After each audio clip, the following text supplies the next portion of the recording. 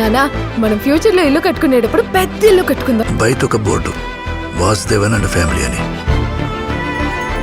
అంతా మంచి జరుగుతుంది, అన్నీ సక్సెస్ అవుతాయి.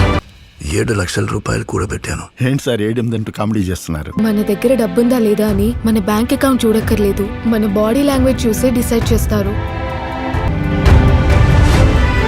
రిజెక్ట్ చేస్తున్నారా సార్?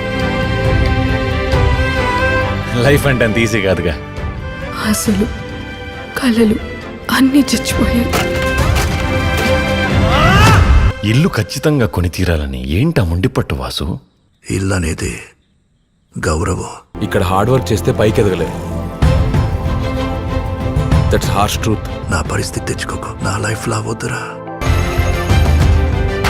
ఎన్ని రిజెక్షన్స్ ఫెయిలియర్స్ ఫేస్ చేసినా ట్రై చేస్తూనే ఉంటాను, శ్రమిస్తూనే ఉంటాను. అది నాకు బాగా వచ్చు మ్యామ్. మనం ఇప్పుడు ఇల్లు కొనడం ముఖ్యం, ఇంకా కొద్ది రోజులే కదా. ఇల్లు వచ్చాక నాన్న హ్యాపీగా ఫీల్ అవుతారుగా.